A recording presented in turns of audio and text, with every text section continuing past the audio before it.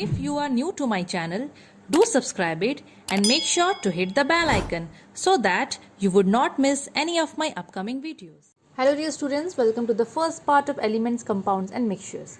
तो बच्चों, ये जो चैप्टर है ना, ये आप लोग ऑलरेडी क्लास 6 में पढ़ चुके हो। क्लास 7 में भी थोड़ा बहुत आप लोग इससे रिलेटेड चीज़ें को पढ़े हो, ठीक है। सो हम लोग क्लास 8 में अगेन इस चीज़ को रिपीट करने वाले हैं। So without wasting any time let's get started with the video. Okay, so देखो बच्चों, ये 3 टॉपिक में से सबसे पहले हम लोग एलिमेंट्स के बारे में पढ़ेंगे। एलिमेंट्स के बारे में आप लोग कंटिन्यूसली 2 साल से, लास्ट 2 ईयर से पढ़ते आ रहे हो। अभी इसमें ज़्यादा कुछ नहीं दिया है, थोड़ा बहुत दिया है, तो हम लोग उसी हिसाब से डिस्कस करेंगे, ठीक है। सो बच्चों देखो, हमारे चारों तरफ में जितने भी सब्सटेंसेज है, आप लोग ये पेन को ले लो, पेपर ले लो, ये बोर्ड ले लो, आप लोग डोर ले लो, पेड़ पौधे जो भी हैं, ये जितने भी चीज़ें हैं, ठीक है, ये जितने भी चीज़ें हैं, ज़मीन है, लकड़ी है, जो भी चीज़ें हैं, ये सब बच्चों मैटर से बने होते हैं। किससे बने होते हैं? मैटर से बने होते हैं। किससे? मैटर से, ठीक है। और आप सबको पता है कि जो मैटर होता है वो 2 टाइप का होता है। आप सब पढ़े हो इसके बारे में। एक होता है, मैं मैटर का स्टेट के बारे में बात नहीं कर रही हूँ, सॉलिड लिक्विड गैस, मैं मैटर का 2 ग्रुप के बारे में बात कर रही हूँ। एक होता है प्योर सब्सटेंस, एक होता है इम्प्योर सब्सटेंस, ठीक है। जितने भी सब्सटेंसेस होते हैं ना, सब मैटर से बने हुए होते हैं। और मैटर का खुद का अलग कैटेगरी होता है। एक होता है प्योर सब्सटेंस का, एक होता है इम्प्योर सब्सटेंस का, ठीक है। अच्छा, प्योर सब्सटेंस तो चलो एकदम वो लोग एक टाइप के उसमें चीज़ें पाई जाती है। इम्प्योर का मतलब होता है जिसमें एक टाइप की चीज़ें नहीं पाई जाती, अलग अलग टाइप के सब्सटेंसेस अलग अलग हिसाब से, मतलब ऐसे कोई फिक्स्ड प्रपोर्शन में वो लोग नहीं पाए जाते। आप लोग ऑलरेडी पढ़े हुए सबके बारे में। तो वो जो इम्प्योर सब्सटेंस है उसको हम लोग मिक्सचर भी बोल सकते हैं। पढ़ेंगे हम लोग आगे अगेन सब चीज़ों के बारे में, ठीक है। और जो प्योर सब्सटेंस होता है बच्चों, आप सबको पता है कि वो अगेन 2 कैटेगरी में डिवाइडेड होता है, that is elements and compounds, ठीक है। जो प्योर सब्सटेंस होता है ना, वो 2 कैटेगरी में डिवाइड है। एक होता है एलिमेंट्स, एक होता है कंपाउंड। सब के बारे में एक एक करके हम लोग पढ़ेंगे। चलिए, सबसे पहले हम स्टार्ट करेंगे एलिमेंट्स के बारे में। किसके बारे में? एलिमेंट्स के बारे में।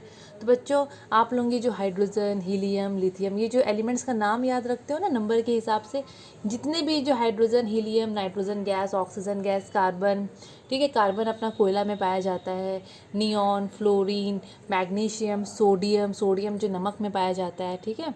तो ये सब जितने भी मैं नाम अभी बोली बच्चों, ये सब कुछ नहीं है, ये लोग एलिमेंट्स ही हैं। ये सब जितने भी नाम्स हम लोग ले रहे हैं ना, नाम हम लोग ले रहे हैं, ये सब बच्चों एलिमेंट्स होते हैं। क्या होते हैं? एलिमेंट्स। तो इस टाइप के ना बच्चों टोटल बोलते हैं कि 118 एलिमेंट्स हैं। टोटल कितने एलिमेंट्स हैं? 118 एलिमेंट्स हैं। जो मैं हाइड्रोजन, हीलियम, लिथियम ये सब का नाम ले रही हूँ ना, ऐसे करके टोटल अगर देखेंगे तो 118 इनका टोटल नंबर है, ठीक है। पर ऐसे एग्जैक्ट नहीं है, अभी आगे और भी बहुत सारे हैं जो कि जिनको खोजा जा रहा है, जो कि बन रहे हैं। क्योंकि ना जितने भी एलिमेंट्स होते हैं ना, ज़रूरी नहीं है कि वो नेचुरल हो, ठीक है। जो अभी तक 118 जो नंबर में है टोटल हैं, जो मिले हैं, उसमें से ना बच्चों 92 नेचुरली ऑकरिंग है, मतलब वो लोग हम नेचर में मिल गए हैं, अपने आप मिले हैं। और बाकी के जो बचे हैं, ठीक है, वो लोग मैनमेड है, उसको इंसान बनाया। उसको कौन बनाया? इंसान बनाया है, ठीक है। तो जो एलिमेंट्स होते हैं ना, वो नेचुरली ऑकरिंग भी होते हैं, और वो बहुत सारे होते हैं जिनको इंसान बनाता है, जो आर्टिफिशियली हैं, या फिर आप ऐसे बोल सकते हो जो मैनमेड है, जिनको इंसान बनाता है, ठीक है ना। तो एलिमेंट्स का ऐसे कोई फिक्स नंबर भी मैं नहीं बोल सकती, क्योंकि अभी भी ऐसे बहुत सारे एलिमेंट्स होंगे जिनको लाइक बनाया जाता होगा, है ना। सो ऐसे देखोगे, अगर कोई पूछता है तो आप लोग बोल सकते हो कि हाँ, एलिमेंट्स का 118 नंबर है टोटल, जिसमें से 92 जो है वो अपने आप ही मिले हैं, मतलब नेचुरली ऑकर्ड है, नेचुरली ऑकरिंग है, एंड बाकी के जो बचे हैं वो मैन मेड है, ठीक है। और अगर हम लोग इसका डेफिनेशन देखें कि इतने देर से एलिमेंट कर रहे हैं, पर इसको हम लोग डिफाइन कैसे करेंगे, है ना। एलिमेंट आपको ये तो पता है कि हाँ, हाइड्रोजन एलिमेंट है, नाइट्रोजन एलिमेंट है, ऑक्सीजन एलिमेंट है, पर इसका डेफिनेशन क्या देंगे? So a substance that can not be broken down into simpler substance, ऐसा सब्सटेंस जिसको हम सिंपलर सब्सटेंस में नहीं तोड़ सकते हैं बाय एनी केमिकल और एनी फिजिकल मीन्स। मतलब ऐसे मुक्का मार के भी आप चाहोगे कि एक एलिमेंट है जैसे कि सोडियम है, उसको तोड़ के आप लोगों को कोई नया चीज़ बनाओ, तो दैट इज़ नॉट पॉसिबल। और केमिकली भी अगर हम लोग सोडियम को तोड़ेंगे तो हम लोग को सोडियम ही मिलने वाला है। तो एलिमेंट का डेफिनेशन हम लोग इसी टाइप से देंगे। अभी जितने भी एलिमेंट्स हैं ना, सबका अपना अपना कुछ कैरेक्टरिस्टिक्स प्रॉपर्टी होता है, सब यूनिक होते हैं अपने में, ठीक है। तो each element has its own characteristics property and is different from all other elements. एक एलिमेंट दूसरा एलिमेंट से हमेशा आप लोगों को अलग ही मिलेगा। जैसे कि ऑक्सीजन एक एलिमेंट है, हाइड्रोजन एक एलिमेंट है। ऑक्सीजन जो होता है वो अलग होता है, हाइड्रोजन एकदम अलग होता है, दोनों की प्रॉपर्टीज़ एकदम अलग है। अगर मैं यहाँ पर गोल्ड का बात करूँ, गोल्ड और सिल्वर को अगर मैं कंपेयर करूँ बच्चों, तो गोल्ड का प्रॉपर्टी और सिल्वर का प्रॉपर्टी, दोनों का प्रॉपर्टी एक दूसरे से बहुत डिफरेंट है, ठीक है। तो जितने भी एलिमेंट्स होते हैं ना, वो लोगों का अपना अपना प्रॉपर्टीज़ होता है एंड वो लोग एक दूसरे से एकदम अलग होते हैं। अभी एलिमेंट्स में एग्जिस्ट इंडिपेंडेंटली, एलिमेंट्स लोग जो होते हैं वो लोग इंडिपेंडेंटली एग्जिस्ट कर सकते हैं, मतलब अकेले अपने में वो लोग रह सकते हैं। जैसे कि जो हीलियम है, जो नियॉन है, आर्गन है, क्रिप्टन है, ये सब जो होते हैं, ज़ैनन है, मतलब जो नोबल गैसेस का बात हम लोग करेंगे, बिकॉज ये सब तो नोबल गैसेस के नाम है। तो ऐसे जो एलिमेंट्स होते हैं ना, वो लोगों के लिए बोल रहा है कि मतलब ऐसे कुछ एलिमेंट्स हैं जो कि इंडिपेंडेंटली एग्जिस्ट कर सकते हैं, वो लोगों को किसी से मतलब नहीं, वो लोग किसी के साथ रिएक्ट नहीं करेंगे, अपना नेचर में वो लोग एकदम, मतलब वैसे बोलते हैं ना कि नेचुरली ऑकरिंग, मतलब अगर हम लोग उनको देखेंगे कि नेचर में वो लोग किस टाइप से एग्जिस्ट करते हैं, तो वो लोग इंडिपेंडेंट एग्जिस्टेंस उनका होता है, मतलब वो लोग किसी के साथ भी ऐसे रिएक्ट करके या बॉन्ड बना के वो लोग ऐसे नहीं रहेंगे।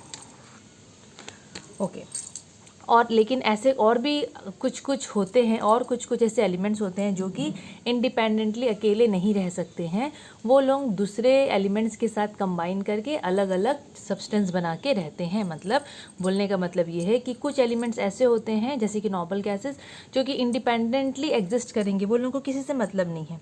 लेकिन ऐसे भी एलिमेंट्स होते हैं जो कि दूसरों के साथ मिक्स होके, दूसरों के साथ कंबाइन करके बॉन्ड बना के ही वो लोग रहेंगे। जैसे एग्जाम्पल यहाँ पर है बच्चों, गोल्ड, ऑक्सीजन, ठीक है, नियॉन, आई डोंट नो मैं क्यों यहाँ पर लिख दी हूँ, पर नियॉन नहीं होगा, ठीक है, ये नियॉन नहीं होगा, नियॉन को शायद बाय मिस्टेक में लिख दी हूँ। Gold, oxygen, carbon, nitrogen, silver, magnesium, manganese, ठीक है, मैग्नीशियम आप लोग ऐड कर सकते हो। मतलब ये सब जो एलिमेंट्स हैं ना, ये लोग अकेले नहीं रह सकते, ये लोग किसी ना किसी के साथ कंबाइन करके रहेंगे।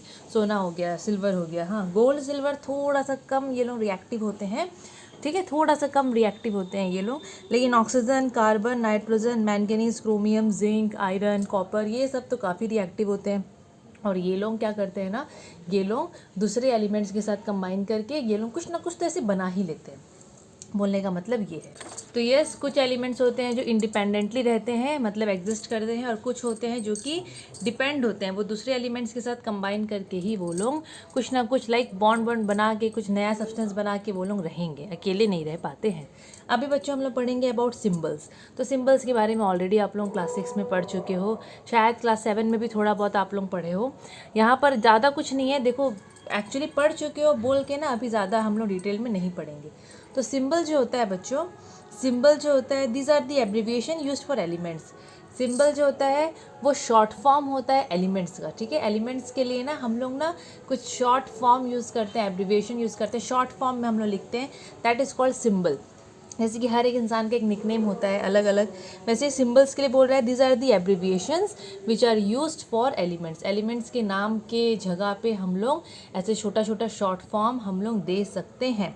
सो जैसे कि हाइड्रोजन के लिए हम लोग जो सिंबल यूज़ करते हैं that is H, capital H, आप लोगों को दिख रहा है, स्मॉल एच भी नहीं, कैपिटल एच, अलग अलग रूल होता है, हम लोग पढ़ेंगे। हीलियम का जो सिंबल होता है दैट इज़ एच ई, ठीक है। मतलब ये जो शॉर्ट में आपको एब्रिविएशन दिख रहे हैं, शॉर्ट फॉर्म दिख रहे हैं, इसको हम लोग सिंबल्स बोलते हैं। अच्छा, पहले के ज़माने में जो साइंटिस्ट लोग थे वो लोग सिंबल्स इसलिए यूज़ करते थे so that they can hide their work from other scientist. अलग अलग रीज़न है बच्चों, आपको अलग अलग बुक में ये सब चीज़ें पढ़ने को मिलेगा। अभी आप जो बुक पढ़े उसमें ये सब चीज़ें नहीं दिया होगा, बट वैसे बहुत सारे बुक्स देखी हूँ जिसमें लिखा हुआ है ये चीज़ें कि पहले के समय में मतलब सिंबल देना क्यों स्टार्ट किया गया। पहले के जो साइंटिस्ट लोग थे और जो भी थे, जब वो लोग अपना कोई भी काम करते थे ना, तो वो लोग ना अपना काम को छुपाना चाहते थे दूसरे साइंटिस्ट से, ठीक है। तो वो लोग क्या किए थे ना, एलिमेंट्स को ऐसे छोटा छोटा सिंबल देने लग गए थे, और वो लोग ऐसे एच और एच करके देते नहीं थे। जैसे कि बाई चांस मैं हाइड्रोजन का बात करूँ, चलो मुझे एक्चुअल में मतलब प्रॉपर मैं आपको नहीं बता रही हूँ, बट जैसे कि एक किसी के लिए वो लोग ऐसे डॉट गोल दे दिए, किसी एलिमेंट के लिए वो लोग इस टाइप से एक और सिंबल दे दिए, किसी के लिए वो लोग कुछ अलग सा दे दिए, ठीक है, कुछ इस टाइप से दे दिए। तो ये तो एक प्रॉपर सिंबल नहीं होगा, ये तो एक क्या करेगा ना, एकदम कॉम्प्लिकेटेड बना देता है केमिस्ट्री को, है ना। लेकिन पहले इस टाइप से सिंबल दिया जाता था सो दैट साइंटिस्ट अपना काम को छुपा सके दूसरे साइंटिस्ट से। लेकिन इसके बाद भाई ये बहुत दिक्कत करने लग गया, तो इसके बाद फिर धीरे धीरे करके इस टाइप से एलिमेंट्स को सिंबल दिया गया, ठीक है। तो एक जे बर्ज़ेलियस करके एक बहुत ही बड़े साइंटिस्ट थे, उन्होंने ही ये सब रूल्स बताया कि हम लोग किस टाइप से एलिमेंट्स को अलग अलग सिंबल्स दे सकते हैं। सबसे पहला जो पॉइंट है, सबसे पहला जो रूल है उनके हिसाब से वो बोले थे बहुत सारे एलिमेंट्स के लिए। मतलब स्टार्टिंग में जब सिम्बल्स देना स्टार्ट हुआ तो वो बोले कि फॉर मैनी एलिमेंट्स पहला लेटर, मतलब इंग्लिश नाम जो उनका होता है एलिमेंट का, जैसे हाइड्रोजन का इंग्लिश नाम तो हाइड्रोजन ही है, तो हम लोग इंग्लिश नाम से सिंबल बना देंगे और उसका पहला लेटर को हम लोग सिंबल बना के लिखेंगे, वो भी कैपिटल में। ठीक है, इंग्लिश नाम जो होता है, जैसे कि नाइट्रोजन का इंग्लिश नाम तो नाइट्रोजन ही है, तो इसका जो पहला लेटर है वो बोले हम लोग पहला लेटर को नाइट्रोजन का सिंबल बना देंगे, लेकिन ये हम लोग को ध्यान पे रखना है कि जो पहला लेटर हम लोग सिंबल के तौर पे लेंगे वो कैपिटल्स में होना चाहिए। तो नाइट्रोजन का इंग्लिश नाम तो नाइट्रोजन ही है, तो नाइट्रोजन का पहला इनिशियल लेटर क्या है, एन है, तो वो एन को वो कैपिटल में ले लिए, तो नाइट्रोजन का सिंबल हो गया एन। वैसे ही ऑक्सीजन का भी सेम किए, ओ हो गया, ठीक है, कैपिटल ओ। हाइड्रोजन का कैपिटल एच, कार्बन के लिए कैपिटल सी, फ्लोरीन के लिए कैपिटल एफ, बोरॉन के लिए कैपिटल बी, सल्फर के लिए कैपिटल एस, फॉस्फोरस के लिए कैपिटल पी। मतलब ऐसे करके बहुत सारे एलिमेंट्स को उनके इंग्लिश नाम के हिसाब से उनका पहला लेटर को लेके उनको सिंबल दिया गया, वो भी पहला लेटर किस में लिखना है, कैपिटल में लिखना है। अभी सेकंड पॉइंट जो है, ओके, अभी सेकंड पॉइंट जो है आप लोगों को दिखता होगा, इफ़ वन और two element have same initials, अगर एक और एक से ज़्यादा एलिमेंट्स, मतलब अगर दो या दो से ज़्यादा एलिमेंट्स का इनिशियल सेम है, मतलब जैसे आप लोग यहाँ पर देखो कार्बन और कोबाल्ट, ये दो एलिमेंट हैं, अलग अलग एलिमेंट है, अलग अलग नेचर है, पर दोनों का जब सिंबल देने का बारी आया तो कार्बन को ऑलरेडी सी दे चुके थे, ठीक है, ऑलरेडी। फिर देखिए अरे कोबाल्ट भी सी से स्टार्ट हो रहा है, अब दोनों को सी देंगे तो कन्फ्यूज़न हो जाएगा ना, सी का मतलब कार्बन समझे कि कोबाल्ट समझे। तो वो लोग देखिए ये जब ऐसा कंडीशन आ रहा है तो बोले इस समय क्या करेंगे ना, कि जब जो दूसरा एलिमेंट को नाम देने का बारी आएगा तो पहला लेटर को हम लोग कैपिटल में लिखेंगे और उसके बाजू वाला in the sense another letter, उसके जस्ट सेकंड लेटर हुआ या उसके बाद वाला कोई भी लेटर जिसको वो लोग बना रहे हैं सिंबल के फॉर्म में, जिसको लगाएंगे वो लोग, उसको स्मॉल पे हम लोग को लिखना है। जैसे कि यहाँ पर कोबाल्ट के लिए देखो सी को कैपिटल में लिखा गया है और उसके बाद का ओ को भी ले लिया है सिंबल के लिए, ठीक है, तो ओ को हम लोग स्मॉल में लिखेंगे। आप लोग ऐसे कैपिटल मत लिख देना। जैसे कि कोबाल्ट का सिंबल जब हम लोग लिखते हैं तो कैपिटल सी एंड स्मॉल ओ लिखते हैं, ठीक है, सी ओ। अगर आप लोग दोनों ऐसे लिख दोगे तो कार्बन मोनोऑक्साइड हो जाएगा, तो वो रॉन्ग हो जाएगा। तो ये रूल में यही है कि पहला को हम लोग को कैपिटल में लिखना है एंड सेकंड को स्मॉल में लिखना है। वैसे ही हाइड्रोजन को तो एच दे चुके थे, फिर देखें कि हीलियम जो है उसका नाम भी एच से स्टार्ट हो रहा है, तो यहाँ पर भी सेम रूल अप्लाई होगा। क्या होगा, हाइड्रोजन को एच दे दिए थे, जब हीलियम का बारी आया तो हीलियम का एच को लिए, उसको कैपिटल में लिखे और उसके जस्ट बाद में जो ई था उसको भी सिंबल के फॉर्म पे ले लिए, लेकिन उसको स्मॉल में हम लोग को लिखना है। लोअर केस का मतलब होता है स्मॉल में, ठीक है, जो कैपिटल लेटर स्मॉल लेटर होता है ना, यहाँ पर उसी को बोल रहा है। सल्फर एंड सिलिकन, सल्फर को तो एस दे दिए, सिलिकन के लिए कैपिटल एस दे दिए एंड स्मॉल आई दे दिए, जस्ट इसके पास वाला। वैसे ही कार्बन एंड क्लोरीन, कार्बन को तो ऑलरेडी सिंबल दे दिया गया था, बट जब क्लोरीन का बारी आया, क्लोरीन तो खुद सी से स्टार्ट होता है, तो यहाँ पर सी के साथ ना वो लोग एल दिए, एच नहीं लिए। आप लोग अपने हिसाब से ही दिए बच्चों, ज़रूरी नहीं है कि हमेशा just next letter second letter जो होगा उसको ही सिंबल में यूज़ किया जाएगा। नेक्स्ट के बाद थर्ड फोर्थ ऐसे वो लोग अपने हिसाब से ही कुछ सोच के ही वो लोग सिम्बल्स देते गए। तो क्लोरीन का सिंबल हो गया सी एल, ये एल जो है बच्चों वो स्मॉल है, ठीक है। वैसे यहाँ बहुत सारे आपको दिखते होंगे, मैग्नीशियम है, मैंगनीज़ है, तो मैग्नीशियम एंड मैंगनीज़ दोनों यहाँ पर एम से स्टार्ट हो रहा है, लेकिन यहाँ पर दोनों को इस हिसाब से सिंबल दिया गया है। मैग्नीशियम के लिए कैपिटल एम एंड ये वाला जी, ए नहीं लिया गया, ठीक है, थर्ड लेटर लिया गया। मैंगनीज़ के लिए M and third letter N लिया गया, मतलब इस हिसाब से दिया गया। आप लोगों को ना थोड़ा याद रखना है कि कौन से एलिमेंट का सिंबल क्या है। एग्ज़ाम में ये नहीं पूछा जाएगा कि एन को क्यों लिए, ए को क्यों नहीं लिए, ये सब नहीं है बच्चों कोर्स में, ठीक है, ये सब पढ़ोगे भी नहीं आप लोग। आप लोगों को सिर्फ सिंबल पूछा जाएगा किसका सिंबल क्या है।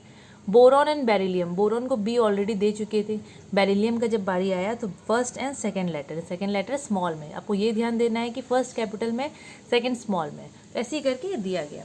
अब तीसरा केस मतलब थर्ड रूल जो है, अब ऐसे बहुत सारे एलिमेंट्स बच गए, तो जे बर्ज़ेलियस बोले कि हम लोग क्या करते हैं ना, अब जो एलिमेंट्स बचे हैं उनको जो हम लोग सिंबल देंगे वो उनका इंग्लिश नाम से नहीं देके उनका लैटिन या फिर जर्मन नेम के हिसाब से हम लोग देंगे। ये बात वो बोले, या तो लैटिन नेम के हिसाब से देंगे या फिर जर्मन नेम के हिसाब से देंगे। वो कुछ सोचे होंगे, देखे होंगे वो लोग, ठीक है। तो जैसे यहाँ पर सोडियम है, सोडियम तो इंग्लिश नेम है, सोडियम का लैटिन नेम होता है नेट्रियम। सोडियम का जो लैटिन नेम है वो होता है नेट्रियम। तो वो लोग क्या किए, सोडियम को जो सिंबल दिए वो एस नहीं दिए, सोडियम का सिंबल होता है Na, तो ये लैटिन नेम से उनको सिंबल दिया गया, N कैपिटल है और ये A छोटा है। देखो पोटेशियम का लैटिन नेम होता है कैलियम, ये लैटिन नेम एग्जाम में आता है, पूछा जाता है what is the Latin name of sodium या what is the Latin name of potassium, silver, gold, ये सब एग्जाम में आएगा। तो आपको लैटिन नेम याद रखना है, अलॉन्ग विद दैट आपको सिंबल याद रखना है। सिल्वर का लैटिन नेम होता है अर्जेंटम, तो इसका सिंबल है Ag, A कैपिटल है और ये थर्ड लेटर जो G है उसको लिया गया है सिंबल में, वो भी स्मॉल में, ठीक है। गोल्ड है, आपको दिखता होगा ऑरम, ऑरम लैटिन नेम है गोल्ड का, तो ANU लिया गया है, A capital U small. Then zinc, zinc का जर्मन नेम जिंक होता है, ठीक है, ZINK, और इसका सिंबल जो है वो ZN, ये ZN करके लिया गया है। टंगस्टन का लैटिन नेम वुल्फ्रैम होता है, ठीक है, और उसका जो सिंबल है वो आप लोग देखना, टंगस्टन के लिए बहुत जन ऐसे W देखते हैं तो बोलते हैं W किस हिसाब से इसका सिंबल है, तो ये जो सिंबल लिया गया है वो इसका लैटिन नेम से लिया गया है। तो इस टाइप से आपको सिंबल्स थोड़ा बहुत याद रखना पड़ेगा, थोड़ा बहुत क्या बच्चों, पूरा ही याद रखना पड़ेगा। और लैटिन नेम और क्या बोलते हैं उसको, जर्मन नेम जो भी है उसको आप लोग अच्छे से पी जाना। और 1 से लेकर 20 जो एटॉमिक नंबर है, हाइड्रोजन से लेकर कैल्शियम तक, वो तो आप लोग अच्छे से उसको याद कर लेना नंबर के हिसाब से। ऐसा नहीं कि मन में जो भी आया आप लोग उस एलिमेंट का नाम ले लिए, नहीं, 1 to 20 एक सीरीज़ में आपको याद करना है, उसके साथ साथ आपको सिंबल याद करना है, ठीक है। अभी हम लोग पढ़ेंगे मॉलिक्यूल्स ऑफ एलिमेंट्स। देखो एलिमेंट्स ऑलरेडी पढ़ चुके हैं, ये भी पढ़ चुके हैं कि कुछ एलिमेंट्स होते हैं जो इंडिपेंडेंटली रहते हैं, पर हाँ कुछ ऐसे भी एलिमेंट्स होते हैं जो कि दूसरों के साथ कंबाइन करके कुछ नया चीज़ बनाते हैं, ठीक है। तो बच्चों अभी आप लोग यहाँ पर जो टॉपिक देख रहे हो वो मॉलिक्यूल्स ऑफ एलिमेंट्स देख रहे हो। सबसे पहले ये मॉलिक्यूल्स जो होता है वो होता क्या है हम लोग वो देख लेते हैं, ठीक है।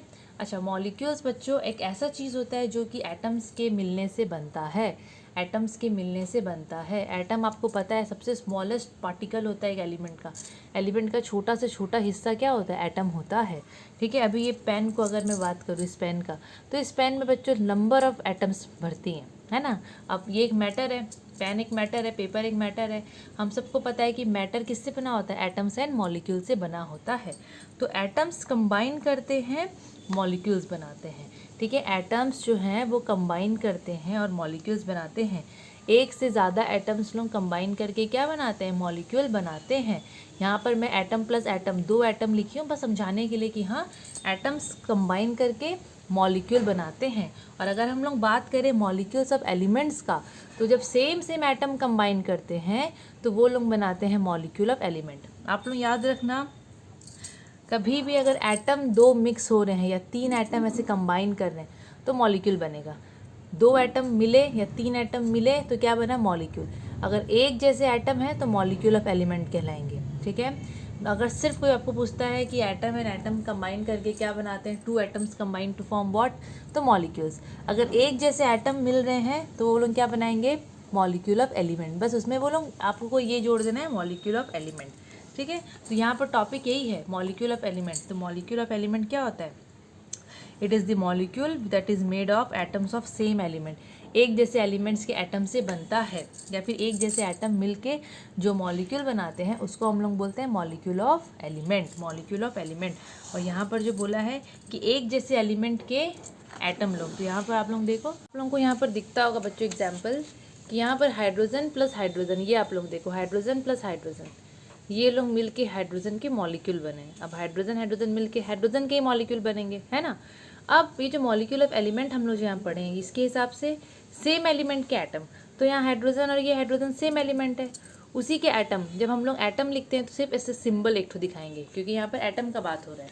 तो हाइड्रोजन का एटम कैसे रिप्रेजेंट करना, हमेशा H लिख के, ऐसा नहीं कि यहाँ H2 लिख दोगे, नहीं, H लिखना, तो उसका मतलब है हाइड्रोजन का एटम। आप लोग ये ऑलरेडी पढ़ चुके हो क्लास 6 में, ठीक है। देन ये हाइड्रोजन है, अगेन यहाँ पर हम लोग H लिखे, तो ये एक हाइड्रोजन का एटम, ये एक हाइड्रोजन का एटम, इन दोनों मिलके हाइड्रोजन की मॉलिक्यूल बनाए। तो यहाँ पर कितने हाइड्रोजन है, 2, तो ये H2 बना, ठीक है। ये हमेशा H2 ही बनता है, H3 नहीं बनता, याद रखना बच्चों, H2 ही बनता है। मतलब हाइड्रोजन का जो मॉलिक्यूल होता है ना उसको हमेशा हम लोग H2 लिखेंगे क्योंकि हाइड्रोजन ना हमेशा इसी फॉर्म पे अवेलेबल होता है। हाइड्रोजन गैस जो होता है ना वो हमेशा ऐसे ही फॉर्म पे मिलता है हमेशा। ये तो हाइड्रोजन के एटम्स हैं, लेकिन हाइड्रोजन गैस जो होता है वो हमेशा इस फॉर्म पे मिलता है। जो हाइड्रोजन होता है ना उसके एटम लोग कभी भी अकेले नहीं रह सकते। वो लोग सोचते हैं यार कोई मिल जाए तो हम लोग H2 बना लें, अपने जैसे कोई मतलब दूसरा एटम मिल जाए तो हम लोग मिल के H2 बना ले। ठीक है, अब ये जो H2 है ये हाइड्रोजन का मॉलिक्यूल हो गया। क्या हो गया? ये हाइड्रोजन का मॉलिक्यूल। फिर से बोल रही हूँ मैं, ये जो H है ये एक एटम है हाइड्रोजन का। मैं यहाँ लिख देती हूँ, ये है 1 एटम ऑफ हाइड्रोजन। ठीक है, ये जो H है ये भी है 1 एटम ऑफ हाइड्रोजन। इन दोनों मिले तो बच्चों इस चीज़ को आपको कैसे भी करके याद रखना है, ये 1 एटम ऑफ हाइड्रोजन है। आपको कोई भी बोलेगा हाइड्रोजन का एटम लिखो तो आपको ऐसे H लिखना है। तो ये हो गया 1 एटम ऑफ हाइड्रोजन। ये भी अगेन 1 एटम ऑफ हाइड्रोजन। ये एक जैसे एटम लोग मिल के मॉलिक्यूल बनाते हैं। तो हाइड्रोजन के एटम मिल के हाइड्रोजन का मॉलिक्यूल बना रहे हैं, तो उसको हम लोग H2 लिखते हैं। और इसको पढ़ेंगे कैसे? अच्छा, ये तो मॉलिक्यूल बन गया H2, लेकिन इसके आगे में क्या कोई नंबर लिखा हुआ है? नहीं, दैट मीन्स 1। तो इसको हम लोग पढ़ेंगे कि ये 1 मॉलिक्यूल ऑफ हाइड्रोजन है। ये जो है वो 1 मॉलिक्यूल ऑफ हाइड्रोजन है। इसको हम लोग ऐसे ही पढ़ेंगे, ऐसे ही समझेंगे। अगर यहाँ पर 2 लिखा रहता ना आगे में, आप लोग पढ़ोगे आगे में से बैलेंसिंग का आएगा, बहुत सारी चीज़ें आएगी। अगर इसके आगे में कोई नंबर लिखा रहता, जैसे कि 2 लिखा रहता, तो आप लोग उसको लिखते 2 मॉलिक्यूल ऑफ हाइड्रोजन। मैं जो चीज़ बता रही हूँ ना, आप लोग उसको नोट डाउन करते जाओ बच्चों, बाद में आप लोगों को बहुत काम आएगा। ये चीज़ें 2 से 3 बार आप लोगों को अच्छे से समझ के करना पड़ेगा, वरना बहुत दिक्कत होने वाला है। ठीक है, अभी oxygen plus oxygen plus oxygen, देखो 3 एटम ऑक्सीजन के, ये लोग मिल के ओजन के मॉलिक्यूल्स बना रहे हैं। ऑक्सीजन के नहीं, ओजन के। ओजन आप लोग सुने होंगे ना, स्ट्रेटोस्फीयर में पाया जाता है ओजन गैस, जो कि हम लोग को यूवी रेस से बचाता है। तो ये वही ओजन है जिसका फॉर्मूला होता है O3। यस, और O3 के लिए 3 ऑक्सीजन चाहिए, O plus O plus O। But ऊपर में ना अलग तरीके से बनता है, ठीक है ना। मैं यहाँ पर आप लोगों को नॉर्मल तरीके से बता रही हूँ। ऑक्सीजन के O plus O plus O, ये 3 ऑक्सीजन के एटम्स मिले तो हम लोग को मिला O3। ये O3 ये ओजन का मॉलिक्यूल है, और इसके आगे में कोई नंबर नहीं है, तो हम लोग कैसे पढ़ेंगे इसको? 1 मॉलिक्यूल ऑफ ओजन। ये ओजन का फॉर्मूला है बच्चों। थोड़ा ब्लू कलर का गैस होता है ओजन का, ठीक है, कलर होता है लाइक उसका ब्लू कलर का है वो। ओजन के लिए आपको कोई भी पूछता है ना कि what is the formula of ozone, तो O3। वैसे ही आप लोगों को नीचे दिखता होगा अभी नाइट्रोजन प्लस नाइट्रोजन। ये देखो आप लोग, यहाँ पर एक नाइट्रोजन एटम सेम दूसरा नाइट्रोजन एटम के साथ कंबाइन कर रहा है और नाइट्रोजन का मॉलिक्यूल बना रहा है। तो N प्लस N, ये लोग मिलके N2 बना रहे हैं। नाइट्रोजन गैस भी हमेशा ऐसे ही पाया जाता है N2 के फॉर्म में, ठीक है। तो इसको हम लोग क्या पढ़ेंगे कि 1 मॉलिक्यूल ऑफ नाइट्रोजन है। ये एक एटम नाइट्रोजन का, ये दूसरा एटम नाइट्रोजन का, दोनों मिलके 1 मॉलिक्यूल ऑफ नाइट्रोजन बना रहे हैं। मॉलिक्यूल का मतलब ही होता है कि वो एटम्स के मिक्स होने से बना है। एटम्स के मिक्स होने से ही मॉलिक्यूल बनता है बच्चों। ये देखो, ये तो आप लोगों को याद रखना पड़ेगा, ठीक है। अभी जो टॉपिक है वो है एटॉमिसिटी। एटॉमिसिटी बहुत इंपॉर्टेंट है। एटॉमिसिटी का मतलब होता है, अभी जस्ट आप लोग पढ़े हो मॉलिक्यूल ऑफ एलिमेंट की एक जैसे एटम्स मिल के मॉलिक्यूल बना रहे हैं। तो बस वही मॉलिक्यूल में कितने सारे एटम्स है, उसी को हम लोग बोलते हैं एटॉमिसिटी। जैसे कि मैं बता दे रही हूँ, अभी जस्ट आप लोग पढ़े हो ना, एक जैसे एटम्स लोग मिल के बनाते हैं मॉलिक्यूल। जैसे कि हाइड्रोजन प्लस हाइड्रोजन मिल के बनाया H2, नाइट्रोजन प्लस नाइट्रोजन मिल के बनाया N2, और O प्लस O मिल के बनाए O3। तो यहाँ पर ये सब को हम लोग क्या बोलेंगे? ये सब मॉलिक्यूल्स ऑफ एलिमेंट है, क्योंकि एक जैसे एलिमेंट्स के ही एटम मिल के मॉलिक्यूल बनाए हैं। तो ये जो मॉलिक्यूल्स ऑफ एलिमेंट्स दिख रहे हैं, इसमें एक मॉलिक्यूल में कितने सारे एटम्स प्रेजेंट है? एक मॉलिक्यूल मतलब ये H2, ये एक ही मॉलिक्यूल है, इसके आगे तो कोई नंबर नहीं है। दैट मीन्स ये एक मॉलिक्यूल है ना, एलिमेंट का एक मॉलिक्यूल है। तो इसके अंदर में कितने एटम्स है? इसके अंदर में कितने एटम्स है? तो आप लोग देखो, हाइड्रोजन के यहाँ कितना सारा हाइड्रोजन है? 2। तो इसमें मतलब 2 एटम्स है। इसी को बोलते हैं एटॉमिसिटी। ये O3 में आप लोग बताओ, ये एक मॉलिक्यूल है ओजन का, इसमें कितने एटम्स है ऑक्सीजन के? 3। तो ये इसका एटॉमिसिटी हो गया। ये नाइट्रोजन में कितने हैं? 2। तो ये इसका एटॉमिसिटी हो गया, ठीक है। तो एटॉमिसिटी का मतलब होता है number of atoms. Number of atoms कहाँ गया? ये रहा, दिखता होगा। नंबर ऑफ एटम्स, यहाँ पर 2 नंबर ऑफ एटम प्रेजेंट है एक मॉलिक्यूल ऑफ एन एलिमेंट में, ठीक है। अब एटॉमिसिटी जो होता है बच्चों, वो 4 टाइप का होता है। आपके बुक में शायद 3 दिया होगा, डिपेंड करता है, पर आप लोग ये ध्यान से देखो, सब सेम ही होता है, बट ये थोड़ा अलग तरीके से है, ठीक है। ऐसा भी हो सकता है कि आपकी बुक में यही दिया होगा, है ना। एटॉमिसिटी बच्चों 4 टाइप का होता है। सबसे पहला मोनो एटॉमिक। मोनो का मतलब होता है एक, डाई एटॉमिक, डाई का मतलब 2, try atomic that means 3, and poly मतलब मोर देन 3। पॉली का मतलब क्या होता है? More than 3। मोर देन 3 ही लिख दूँ? चलो चलेगा, मोर देन 3 भी चलेगा, ठीक है। मैं यहाँ पर क्या लिखी हूँ मैं एक बार चेक कर लूँ, फिर आप लोग कंफ्यूज मतलब नहीं हो जाओ। हाँ, मैं यहाँ पर भी मोर देन 3 लिखी हूँ। ओके, सो एटॉमिसिटी बच्चों होता है 4 टाइप का। तो सबसे पहले है मोनो एटॉमिक मॉलिक्यूल्स।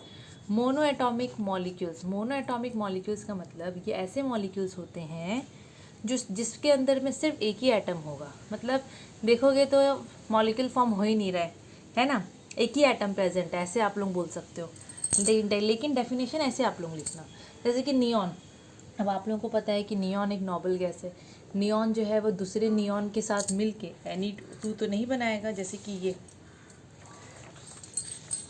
ध्यान से देखना, नियॉन नोबल गैस है, वो दूसरे नियॉन के साथ मिल के ये Ne2 ये नहीं बनाता, ठीक है। ये हमेशा एनी फॉर्म पे, इसी फॉर्म पे रहेगा, ये एक ही एटम रहेंगे इसके अंदर में, इसीलिए हम लोग इसको मोनो एटमिक बोलते हैं। एक ही एटम रहेगा इसलिए मोनो एटमिक। वैसे ही आर्गन, क्रिप्टन, तो यहाँ पर मैं जितना भी नाम लिखी हूँ वो सब देखो नोबल गैस ही है।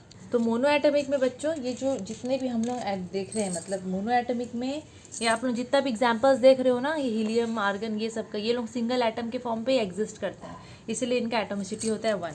हाँ, मैं एक चीज़ और लिख देती हूँ, अगर कोई पूछेगा कि इनका एटोमिसिटी कितना है, इनका एटोमिसिटी होता है 1, एक होता है, ठीक है। ऐसे आता है question, what is the atomicity of helium, तो 1, वो नोबल गैस है, तो नोबल गैस का आँख बंद करके 1 लिखना है। अभी diatomic molecules, diatomic molecules जो होते हैं ये ऐसे मॉलिक्यूल होंगे जिनमें 2 एटम्स प्रेजेंट होंगे। कितने एटम्स? 2 एटम्स। जैसे कि ये हाइड्रोजन को देखो, हाइड्रोजन का मॉलिक्यूल हमेशा H2 फॉर्म पे ही रहता है, हमेशा। मॉलिक्यूल है ना हाइड्रोजन, तो हाइड्रोजन का मॉलिक्यूल कैसे पाया जाएगा? H2 फॉर्म में पाया जाएगा, तो इसका एटॉमिसिटी क्या होगा? 2। वैसे ही नाइट्रोजन, नाइट्रोजन का मॉलिक्यूल को हमेशा ऐसे ही लिखते हैं N2। तो इस मॉलिक्यूल में कितने एटम्स हैं नाइट्रोजन के? 2। ऑक्सीजन में कितने एटम्स होते हैं? ऑक्सीजन भी हमेशा O2 फॉर्म में पाया जाता है। ऑक्सीजन का मॉलिक्यूल, कोई आपको बोलेगा ना फॉर्मूला लिखो मॉलिक्यूल ऑफ ऑक्सीजन का, तो आप लोग क्या लिखोगे? क्वेश्चन ध्यान से सुनना, लिखो फॉर्मूला मॉलिक्यूल ऑफ ऑक्सीजन का। ऑक्सीजन का मॉलिक्यूल को हम कैसे लिखते हैं? O2। ऑक्सीजन का एटम को कैसे लिखेंगे? सिर्फ O, याद रखना। नाइट्रोजन का मॉलिक्यूल हमेशा इस फॉर्म पे रहेगा, एटम्स के कंबाइन होने से बनता है, तो नाइट्रोजन का ये मॉलिक्यूल है, और नाइट्रोजन का एटम लिखने बोलने से सिर्फ N लिखना, ठीक है। तो यहाँ पर डाई एटॉमिक मॉलिक्यूल है, तो हाइड्रोजन का मॉलिक्यूल कैसा होता है? H2। इसमें कितने एटम्स हैं? 2, इसीलिए ये डाई एटमिक कहलाता है। नाइट्रोजन का मॉलिक्यूल N2 लिखते हैं, इसमें कितने एटम्स हैं? 2। ऑक्सीजन में 2, ठीक है, और इसका एटोमिसिटी मतलब 2। इस केस में एटोमिसिटी कितना होगा? 2। एटोमिसिटी कितना होगा? 2 होगा, ठीक है। अभी try atomic molecules, try atomic molecules, try atomic molecules में 3 होंगे। ये ऐसे मॉलिक्यूल्स होते हैं जिसमें 3 एटम्स होते हैं। कितने एटम्स होते हैं? 3 एटम्स होते हैं। ट्राई एटमिक मॉलिक्यूल्स में 3 एटम्स होते हैं। सबसे बेस्ट एग्जाम्पल इसका बच्चों होता है ओजोन, ठीक है, O3। ओजोन सबसे बेस्ट एग्जाम्पल होता है। ओजोन का मॉलिक्यूल O3 होता है जिसमें 3 एटम होते हैं, तो इसकी जो एटोमिसिटी होगी वो कितनी होगी? 3। अभी ये बच्चों पॉलीएटमिक मॉलिक्यूल्स, पॉलीएटमिक मॉलिक्यूल्स ऐसे मॉलिक्यूल्स होते हैं जिनमें 3 से ज़्यादा एटम्स प्रेजेंट होंगे। जैसे कि फॉस्फोरस को हम P4 लिखते हैं, सल्फर के लिए S8 लिखते हैं, ठीक है। ये मॉलिक्यूल है, सल्फर H2 S3 फॉर्म में नहीं पाया जाता। सल्फर का मॉलिक्यूल जो है S8 के फॉर्म में, किससे? S8। फॉस्फोरस का मॉलिक्यूल P4, फॉस्फोरस का मॉलिक्यूल P4 के फॉर्म पे पाया जाता है। किसके फॉर्म पे पाया जाता है? P4 के फॉर्म में पाया जाता है। अगर एटम बोलेंगे सल्फर का लिखने तो कैपिटल S, लेकिन अगर मॉलिक्यूल बोलेंगे तो S8। फॉस्फोरस का एटम कैपिटल P, लेकिन अगर मॉलिक्यूल बोलेंगे तो P4, याद रखना, बहुत इंपॉर्टेंट है। ओके, तो ये था all about molecules of element, जिसका टाइप्स भी हम लोग पढ़ लिए, अंदर में एटोमिसिटी उसका टाइप्स पढ़े, एटसेट्रा एटसेट्रा। अभी जो हम लोग पढ़ेंगे वो है कंपाउंड्स। देखो बच्चों, कंपाउंड्स क्या होता है ऑलरेडी पढ़ चुके हो, बस ये एक रिवीजन टाइप हो रहा है, ऐसा समझ लो। कंपाउंड्स क्या होता है? कंपाउंड्स बच्चों ऐसा सब्सटेंस है जो कि बनता है 2 और मोर एलिमेंट्स, मतलब 2 या 2 से ज़्यादा एलिमेंट्स जब मिक्स होते हैं तो हम लोग को मिलता है कंपाउंड, ठीक है। 2 या 2 से ज़्यादा एलिमेंट्स जब मिक्स होते हैं तो हम लोग को क्या मिलता है, हम लोग को मिलता है कंपाउंड। क्या मिलता है हम लोग को, कंपाउंड। जब दो या दो से ज़्यादा एलिमेंट्स कंबाइन करते हैं, जैसे कि सपोज़ यहाँ पर ये हाइड्रोजन है और यहाँ पर ये क्लोरीन है, मैं दोनों के सिंबल्स लिखी हूँ यहाँ पर। तो हाइड्रोजन गैस और क्लोरीन गैस दोनों जब कंबाइन करेंगे तो ये दोनों जो भी कंबाइन करके बनाएंगे उसको हम लोग बोलेंगे कंपाउंड। वो एक मॉलिक्यूल भी कहलाएगा, ठीक है, क्योंकि इसका एटम दोनों मिल के मॉलिक्यूल बना रहे हैं। लेकिन यहाँ पर हम कंपाउंड का बात कर रहे हैं, तो यहाँ पर हाइड्रोजन एंड क्लोरीन ये दो अलग अलग एलिमेंट्स हैं। दोनों अलग अलग एलिमेंट्स लो, मैं यहाँ पर उनका बेसिकली एटम्स का बात, मॉलिक्यूल्स तो पढ़ा नहीं रही हूँ, मैं तो कंपाउंड पढ़ा रही हूँ। तो जब दो या दो से ज़्यादा एलिमेंट्स लोग कंबाइन करते हैं तो हम लोग को मिलता है क्या, कंपाउंड। और कंपाउंड का अपना एक प्रॉपर्टी होता है बच्चों। कंपाउंड हम जब भी बनाते हैं या जब भी हम कंपाउंड का बात करते हैं तो ये चीज़ हमको ध्यान पे रखना है कि compounds can be broken down into constituent elements by chemical means. मतलब जो कंपाउंड का हम बात करते हैं, जैसे कि यहाँ पर ये कंपाउंड है HCl, ठीक है, ये कंपाउंड को मैं तोड़ के इसके कंस्टिट्यूएंट एलिमेंट्स में डिवाइड कर सकती हूँ। मतलब HCl को तोड़ के मैं हाइड्रोजन गैस अलग कर सकती हूँ और क्लोरीन भी मैं अलग कर सकती हूँ। मतलब ये जिस चीज़ से कंपाउंड बना है, मैं केमिकल तरीके से करंट पास करके या कोई भी केमिकल तरीके से इसके तोड़ के ये जिस चीज़ से बना है उसको मैं अलग कर सकती हूँ। समझ में आया? तो कंपाउंड एक ऐसा सब्सटेंस होता है दैट इज़ मेड ऑफ 2 और मोर एलिमेंट्स, 2 या 2 से ज़्यादा एलिमेंट से बना होता है। एंड हम लोग कंपाउंड को तोड़ के उसके कंस्टिट्यूएंट एलिमेंट्स, मतलब वो जिस एलिमेंट से बना है ना, हम लोग केमिकली उसको तोड़ के वो एलिमेंट्स को अलग अलग कर सकते हैं। तो ये था कंपाउंड का डेफिनेशन, ठीक है। अभी कैरेक्टरिस्टिक्स ऑफ कंपाउंड का कैरेक्टरिस्टिक्स पढ़ना बहुत इंपॉर्टेंट है, बहुत ज़्यादा। देखो बच्चों, पहला पॉइंट क्या है, पहला कैरेक्टरिस्टिक्स क्या है कि जो कंपाउंड होता है, पहला बात तो ये है कि वो हमेशा 2 या 2 से ज़्यादा एलिमेंट से ही बनता है। कंपाउंड का मतलब ही होता है कि वो 2 या 2 से ज़्यादा एलिमेंट से बनता है। एक एलिमेंट कंपाउंड नहीं बना सकता है ना, 2 या 2 से ज़्यादा एलिमेंट्स मिलके कंपाउंड बनाते हैं। जैसे कि एग्जांपल अभी जस्ट हम लोग HCl का एग्जांपल देखे हैं, ठीक है। HCl एक कंपाउंड है, क्यों? क्योंकि वो 2 अलग अलग एलिमेंट से या फिर 2 एलिमेंट से वो बना है, ठीक है। ऑब्वियसली अलग अलग एलिमेंट, 2 अलग अलग एलिमेंट से वो बना है, इसलिए हम लोग इसको कंपाउंड बोलेंगे। तो कंपाउंड हमेशा अलग अलग एलिमेंट्स के कंबाइन होने से ही बनता है, ठीक है। अब H और H मिल रहे थे तो ये लोग कंपाउंड नहीं बना रहे थे, ये तो मॉलिक्यूल बन रहा था। ये क्या बन रहा था? मॉलिक्यूल। ये तो एक जैसे हो गए। ये कैसे हो गए? ये तो एक जैसे हो गए। तो कंपाउंड हमेशा अलग अलग एलिमेंट्स के कंबाइन होने से ही बनता है। तो ये पहला कैरेक्टरिस्टिक्स है, अ compound is made up of 2 और मोर एलिमेंट्स। मैं यहाँ क्या क्यों ना 2 पॉइंट को कंबाइन कर दी हूँ। और उसके बाद यहाँ पर है which are combined in a fixed ratio, जो हमेशा एक फिक्स्ड रेशियो के हिसाब से ही कंबाइन करते हैं। जैसे कि एग्जाम्पल बच्चों HCl, यही HCl सेम, इसको हम लोग बोलते हैं हाइड्रोजन क्लोराइड गैस। कभी भी आप लोगों को कहीं भी चले जाओ, कोई भी लैब से आप लोग HCl का फार्मूला, मतलब HCl गैस को आप लोग डिराइव करो, या किसी से भी आप लोग फार्मूला पूछो, कहीं भी चले जाओ, चाहे इंडिया में चाहे बाहर, कहीं भी HCl का फार्मूला हमेशा HCl ही रहेगा। मतलब ये हाइड्रोजन क्लोराइड गैस का फार्मूला हमेशा HCl ही रहेगा। हमेशा ये एक हाइड्रोजन और एक क्लोरीन आइटम से ही बनता है, ठीक है। मतलब इसका फार्मूला कभी भी आप लोगों को ये H2Cl3 ऐसा कहीं नहीं मिलेगा। हाइड्रोजन क्लोराइड गैस मतलब HCl, ठीक है। हाइड्रोजन क्लोराइड गैस मतलब होता है क्या? HCl। जैसे कि पानी के लिए बोलता है, अगर मैं पानी का बात करूँ, पानी का फार्मूला होता है H2O, वाटर का फार्मूला होता है H2O। ये जो H2O है ये कंपाउंड हो गया, क्यों? क्योंकि ये 2 अलग अलग एलिमेंट्स के कंबाइन होने से बना है। हाइड्रोजन एंड ऑक्सीजन, ये 2 अलग अलग एलिमेंट्स लोग कंबाइन किए, ये लोग एक कंपाउंड बनाए जिसका नाम पड़ गया पानी, वाटर, ठीक है। अब यहाँ पर वाटर, हमेशा कभी भी वाटर बनेगा तो उसका फार्मूला में 2 एटम हाइड्रोजन के और 1 एटम ऑक्सीजन के रहेंगे। मतलब ये एक फिक्स्ड रेशियो है, ये बोला है ना इस लाइन पे, ये लोग फिक्स्ड रेशियो में कंबाइन होते हैं। तो इसका मतलब है कि वाटर कभी भी बनता है, ये जो कंपाउंड है इसमें हमेशा 2 एटम हाइड्रोजन का और 1 एटम ऑक्सीजन का चाहिए ही चाहिए। अगर मैं बात करूँ हाइड्रोजन पैरोक्साइड का तो उसका फार्मूला होता है H2O2। तो हाइड्रोजन पैरोक्साइड बनाने के लिए हमेशा, मतलब कभी भी बनेगा तो वो कंपाउंड में हमेशा 2 एटम हाइड्रोजन के और 2 एटम ऑक्सीजन के होते हैं, हमेशा, ठीक है। तो हमेशा ये लोग फिक्स्ड रेशियो में ही कंबाइन होते हैं। ऐसा नहीं कि 4 ऑक्सीजन के और 10 मतलब 4 हाइड्रोजन के और 10 ऑक्सीजन के एटम कंबाइन कर लिए हाइड्रोजन पेरोक्साइड बन गए या पानी बन गए, नहीं। यहाँ पर एक फिक्स्ड रेशियो होता है। कंपाउंड जब भी बनता है तो एलिमेंट्स फिक्स्ड रेशियो में कंबाइन करके बनाते हैं, ठीक है। अब देखते हैं मैं यहाँ क्या लिखी हूँ। जैसे कि मैं यहाँ पर वाटर का फार्मूला लिखी हूँ H2O।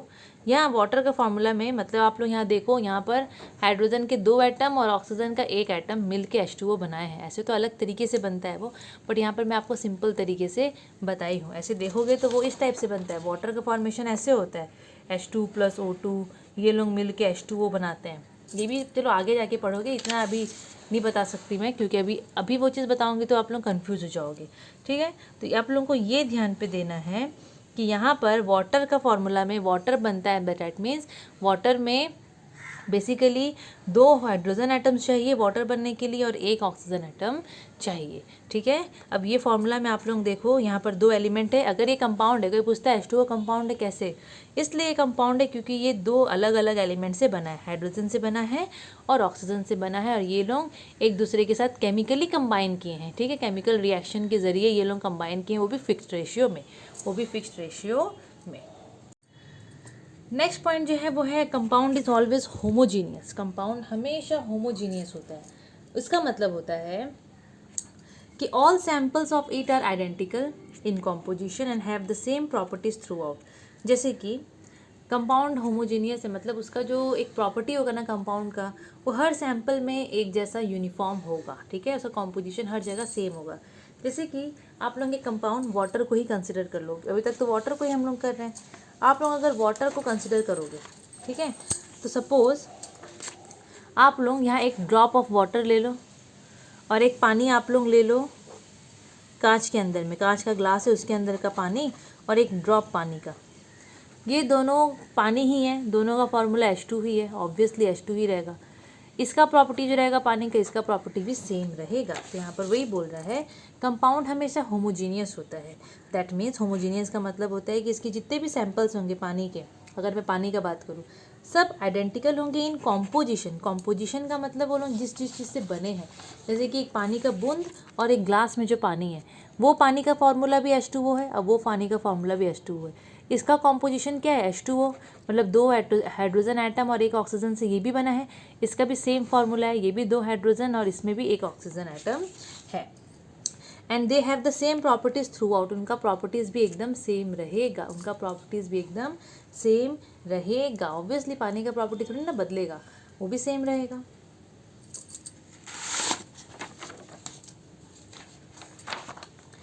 नेक्स्ट है the properties of compound are different from those of their constituent elements. अब हम लोगों को पता है कि कंपाउंड बनता है तो वो अलग अलग एलिमेंट्स कंबाइन करते हैं तो जाके बनता है। अब यहाँ अकॉर्डिंग टू दिस पॉइंट वो बोल रहा है कंपाउंड का प्रॉपर्टी उसके कंस्टिट्यूएंट एलिमेंट्स के प्रॉपर्टीज से एकदम डिफरेंट होगा। मतलब एक कंपाउंड का प्रॉपर्टी वो जिस एलिमेंट से बना है उनके प्रॉपर्टीज से पूरा डिफरेंट रहेगा। अकॉर्डिंग टू दिस पॉइंट यही है, मीनिंग यही है कि properties of compound are different from those of their constituent elements. अपने कंस्टिट्यूएंट एलिमेंट से कंपाउंड का प्रॉपर्टी पूरा डिफरेंट रहेगा। जैसे कि एग्जाम्पल यहाँ देखो, हम लोग को पता है वाटर बनने के लिए 2 अलग अलग एलिमेंट चाहिए, हाइड्रोजन एंड क्या ऑक्सीजन। मतलब वाटर का फॉर्मूला क्या है H2O। ये वाटर बनने के लिए 2 एलिमेंट कौन कौन चाहिए, एक चाहिए हाइड्रोजन, एक चाहिए ऑक्सीजन।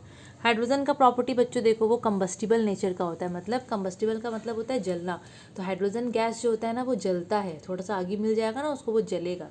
ऑक्सीजन जलता नहीं है, सपोर्टर ऑफ कंबशन है। ऑक्सीजन जो है वो कंबशन का सपोर्टर है, वो जलने में मदद करवाएगा। आप सबको पता है कि हम लोग कोई भी चीज़ को अगर जला पाते हैं तो वो ऑक्सीजन गैस की वजह से ही जला पाते हैं। तो हाइड्रोजन कंबस्टिबल नेचर का है, वो जलता है, ऑक्सीजन जलेगा नहीं, वो सपोर्ट करेगा कंबशन में। और दोनों मिलकर क्या बना रहे हैं, पानी। पानी क्या करता है, आगे बुताने में काम करता है। ये जलता था, ये जलने को सपोर्ट करता है, ये आगे को बुताता है, मतलब एक्सटिंग्विश करता है। तो इसका प्रॉपर्टी इन दोनों से कितना डिफरेंट है, यहाँ पर वही बोला है। Then sodium and chlorine, sodium and chlorine मिलकर सोडियम क्लोराइड बनते हैं। सोडियम क्लोराइड का फॉर्मूला होता है NaCl, ये कॉमन सॉल्ट है जो हम घर में खाते हैं, ठीक है। अब यहाँ पर देखो सोडियम, ये तो फट से आगे पकड़ता है पर वो आगे वाला भी बताना नहीं है हमको। सोडियम एंड क्लोरीन दोनों पॉइजनस नेचर के होते हैं, ये चीज़ याद रखना। लेकिन दोनों मिलके जब सोडियम क्लोराइड बनते हैं तो वो नॉन पॉइजनस हो जाता है, नमक जो हम खाते हैं। सोडियम एंड क्लोरीन दोनों पॉइजनस थे, जहरीले हैं, लेकिन दोनों मिल के जब नमक बनाते हैं तो वो नॉन पॉइजनस हो जाता है। तो बोलने का मतलब यही है कि कंपाउंड का प्रॉपर्टी अपने कंस्टिट्यूएंट एलिमेंट्स के प्रॉपर्टी से पूरा डिफरेंट होता है। ठीक है, अब फोर्थ नंबर पॉइंट यहाँ पर है, the constituent of compound can not be separated by any physical means but by chemical means. Constituent जो है कंपाउंड के, उसको हम लोग कोई भी फिजिकल तरीके से हम लोग उसको सेपरेट नहीं कर सकते। जैसे कि ध्यान से एकदम देखना और सुनना। जैसे कि आप सबको पता है कि वाटर जो है वो H2O, फॉर्मूला ये है H2O वाटर का, ये किससे बना हुआ है? ये हाइड्रोजन गैस से बना है और ऑक्सीजन गैस से बना है। तो यहाँ पर बोल रहा है कि ये जो कंपाउंड है ये हाइड्रोजन और ऑक्सीजन गैस, ये दो गैस से बना है। तो हम लोग कोई भी फिजिकल तरीके से इसको अलग नहीं कर सकते। हाइड्रोजन को और ऑक्सीजन को पानी से ऐसे नहीं निकाल सकते। आप लोग सोचोगे कि हम लोग इसको बॉईल कर देते हैं, उबाल देते हैं, उबालोगे तो पानी तो भाप बन जाएगा, हाइड्रोजन और ऑक्सीजन अलग नहीं होते हैं। तो हम लोग कोई भी फिजिकल तरीके से हम लोग कंपाउंड के कंस्टिट्यूएंट्स को अलग नहीं कर सकते, सेपरेट नहीं कर सकते। आप लोग पानी को मुक्का मारोगे तो क्या हाइड्रोजन ऑक्सीजन अलग हो जाएगा? बिल्कुल भी नहीं। लेकिन ये चीज़ पॉसिबल कब है? जब हम लोग इसमें केमिकल तरीका यूज़ करेंगे। केमिकल तरीका मतलब, केमिकली मतलब होता है इलेक्ट्रोलिसिस, जैसे कि करंट पास करवाओ। जब आप लोग पानी से करंट पास करवाओगे, वो आप लोग पढ़ोगे आगे जाके। वाटर से जब हम करंट पास करवाते हैं तो हाइड्रोजन और ऑक्सीजन गैस दोनों अलग हो जाते हैं। आप लोग पढ़ोगे ये चीज़, क्लास 9th में भी है और शायद क्लास 8 में बहुत थोड़ा सा है। ठीक है, बहुत थोड़ा है क्लास 8 में। तो हम लोग कंपाउंड के जो कंस्टिट्यूएंट एलिमेंट्स है, हाइड्रोजन गैस और ऑक्सीजन गैस को अलग कर पाए कैसे? केमिकल तरीके से।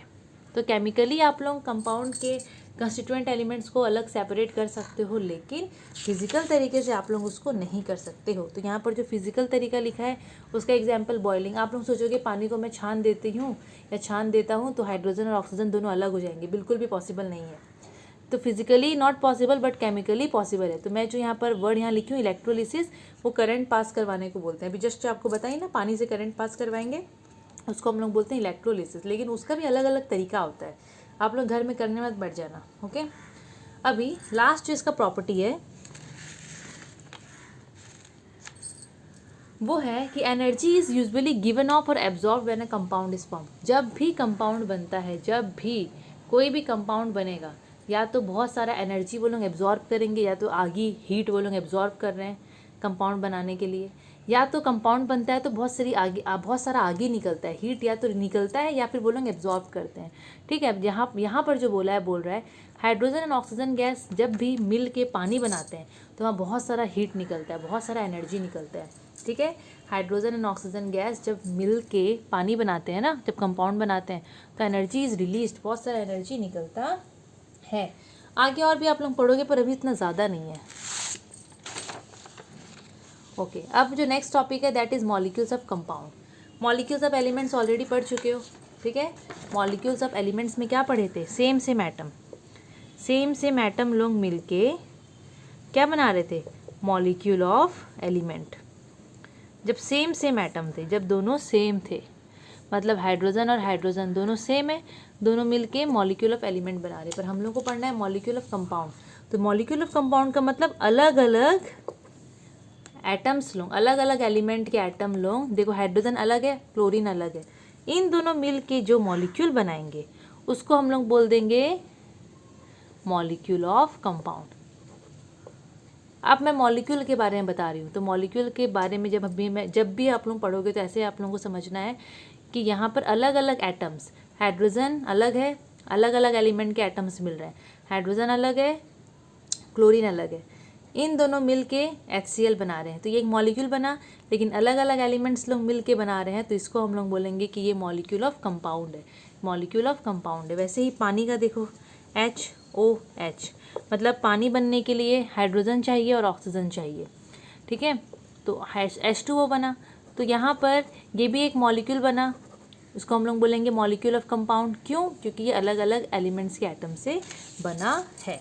वैसे ही बच्चों बहुत सारा है, सोडियम एंड क्लोरीन, अलग अलग एलिमेंट्स के एटम्स लोग मिलके सोडियम क्लोराइड बनाएंगे, तो ये एक मॉलिक्यूल बना, मॉलिक्यूल ऑफ कंपाउंड, जिसका फॉर्मूला NaCl। ये कंपाउंड भी है, लेकिन अगर मॉलिक्यूल का बात करेंगे तो कैसे समझना है कि यहाँ पर अलग अलग एलिमेंट्स के एटम मिलके बना रहे हैं।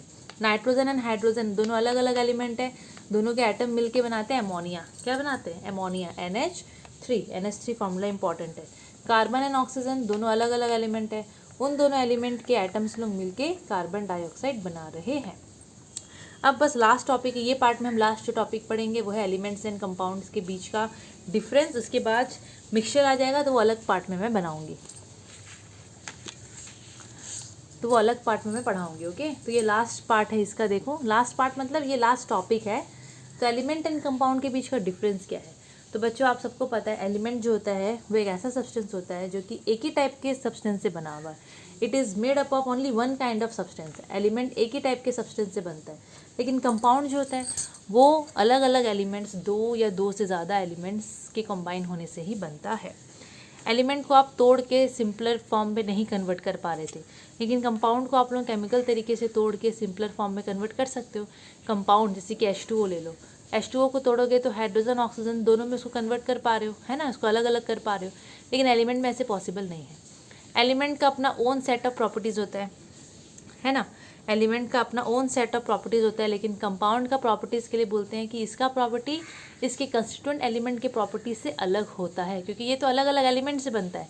तो इसका जो प्रॉपर्टी होता है वो अपना उसके कंस्टिट्यूएंट एलिमेंट से अलग होता है, लेकिन इसका अपना एक ओन सेट ऑफ प्रॉपर्टी होता है। जैसे कि गोल्ड, सोना, सोना का अपना एक प्रॉपर्टी होता है ना, सिल्वर उसका अपना एक प्रॉपर्टी होगा, लेकिन इसका प्रॉपर्टी इसके कंस्टिट्यूएंट एलिमेंट से डिफरेंट होगा। ऐसे और भी अलग अलग आप लोगों को क्या बोलते हैं डिफरेंसेस आपके बुक में होंगे, तो आप लोग उसको भी देख लेना। तो ये पार्ट हम लोग यहीं पर ख़त्म करते हैं। इसके बाद हम लोग मिक्सचर स्टार्ट करेंगे बच्चों। मिक्सचर भी काफ़ी लेंदी है। अगर आप लोगों को समझ में आया होगा, आप लोगों को अच्छा लगा होगा, तो वीडियो को ज़रूर से बच्चों आप लोग लाइक कीजिएगा। और बाकी अगर ओवरऑल हर चीज़ अच्छा लगा होगा तो याद से लाइक शेयर एंड सब्सक्राइब ज़रूर से कर दीजिएगा। Thank you.